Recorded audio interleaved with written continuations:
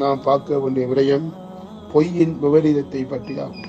அன்பு சகோதரர்களே, பொய் சொல்வது தற்காலத்தில் ஒரு சாதாரணமாக ஒரு பாவமாக எண்ணிக்கொண்டிருக்கிறோம். ஆனால் பொய் சொல்வது அல்லாஹ்விடத்தில் ஒரு மிகப்பெரிய ஒரு பாவமாகும். ஒரு முஃமினிடத்தில், ஒரு முஸ்லிமிடத்தில் இருக்க முடியாத ஒரு தன்மைதான் பொய் சொல்லல் என்று சொல்லக்கூடிய ஒரு தன்மையாகும். அல்லாஹ்வின் தூதரிடத்தில் ஒரு மனிதன் வந்து கேட்டார், யா ரசூலல்லாஹ், ஒரு முஃமின் ஒரு கோழையாக இருக்க முடியுமா என்று கேட்டதற்கு ஆம், இருக்க முடியும் என்று சொன்னார்கள். ஒரு முஃமின் ஒரு கஞ்சனாக இருக்க முடியுமா என்று கேட்டதற்கு ஒரு முஃமின் கஞ்சனாக இருப்பதற்கு முடியும். ஆனால் மீண்டும் கேட்டார்கள், ஒரு முஃமின் ஒரு பொய்யனாக இருக்க முடியுமா என்று கேட்டதற்கு ஒரு காலமும் ஒரு முஃமின் பொய்யனாக இருக்க முடியாது என்பதாக சொன்னார்கள். அன்பு சகோதரர்களே, பொய் சொல்வது ஒரு மிகப்பெரிய ஒரு பாவமாகும். ஒரு முனாஃபிக்குடைய அடையாளம் தான், ஒரு நயவஞ்சகனுடைய ஒரு அடையாளம் தான் அவன் பேசினால் பொய் சொல்லுவான் என்ற ஒரு தன்மையாகும். அன்பு சகோதரர்களே, அல்லாஹ்வின் தூதர் மக்காவில் உள்ள அந்த மக்கா காபிர்கள் நபி ஸல்லல்லாஹு அலைஹி வஸல்லம் அவர்களை ஏற்றுக்கொள்ளவில்லை என்றாலும், ஆனால் முஹம்மது என்று சொல்லக்கூடியவர் ஒரு உண்மையானவர், பொய் சொல்லாதவர் என்று அவர்கள் ஏற்றுக்கொண்டிருந்தார்கள். ஆகையினால் இந்த ரமலான் என்ற வாழ்க்கையில் இருக்கும் பொய்யை நாம் நீக்க வேண்டும். யகூதிகள் நஸ்ரானிகள் ஒரு திட்டம்தான், வருடத்திற்கு ஒரு முறை பொய் சொல்லல் என்று சொல்லக்கூடிய ஒரு நாளை அறிமுகம் செய்தார்கள். அதுதான் ஏப்ரல் ஃபூல் என்று சொல்லக்கூடிய ஒரு நாள்.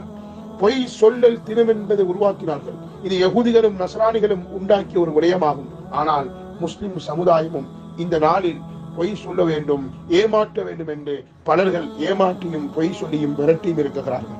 அன்பு சகோதரர்களே, அல்லாஹ்வின் தூதர் சொன்னார்கள், உங்களுக்கு பொய்யை நான் எச்சரிக்கிறேன். வைனல் கதிப யஹ்தீல் ஃபுஜூர், பொய் என்பது தீமையின் பக்கம் வழிகாட்டும், தீமை என்பது நரகத்தின் பக்கம் வழிகாட்டும் என்று சொல்லிவிட்டு ஒரு மனிதன் பொய் சொல்லிக் கொண்டே இருக்குகிறார், பொய்யை விடுவதற்கு தயாரில்லை. இப்படியான மனிதன் அல்லாஹ்விடத்தில் பொய்யன் என்று எழுதப்படுவார் என்பதாக அல்லாஹ்வின் தூதர் சொல்லி காட்டினார்கள். ஒரு மனிதன் பொய்யன் என்பதற்குரிய அடையாளத்தை ஸல்லல்லாஹு அலைஹி வஸல்லம் சொன்னார்கள்.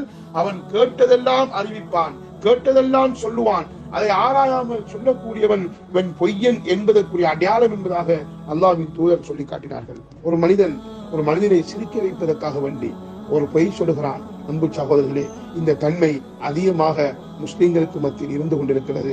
ஒரு மனிதனை ஜோக் சொல்லி சிரிக்க வைப்பது, அதனுடைய விவரத்தை ஸல்லல்லாஹு அலைஹி வஸல்லம் சொன்னார்கள். யார் ஒரு மனிதனை சிரிக்க வைப்பதற்காக வேண்டி பொய் சொல்லுகிறார்களோ அவர்களுக்கு வயல் என்ற நரகம் இருக்குகிறது என்பதாக அல்லாஹ்வின் தூதர் சொல்லி காட்டினார்கள். அன்பு சகோதரர்களே, அதே போல்தான் வியாபாரத்தில் பொய் சொல்வதும் மிகப்பெரிய ஒரு பாவமாகும்.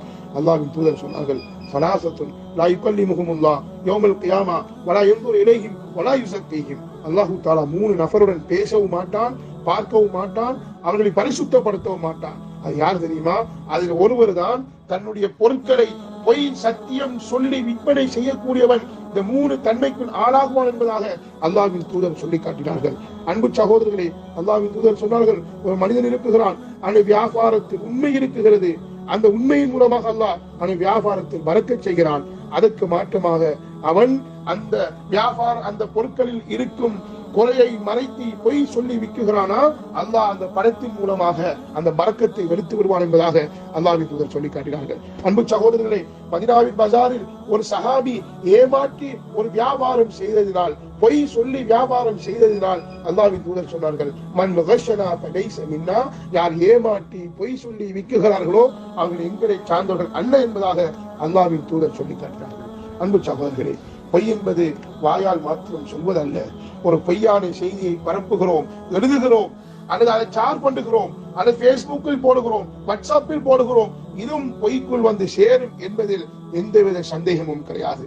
ஆகையினால் இந்த ரமதானில் நாம் பல விடயங்களை படிக்க இருக்கிறோம். இந்த ரமதான் என்ற வாழ்க்கையில் இருக்கும் பொய்யை அகற்றி ஒரு உண்மையானவன் சாதிக் என்ற பட்டத்தை எடுக்கக்கூடிய அடியார்களாக எல்லாம் அல்லாஹ் என்னை ஆக்கிடுவானாக. வாஹிர் தாவானா அல்ஹம்துலில்லாஹ்.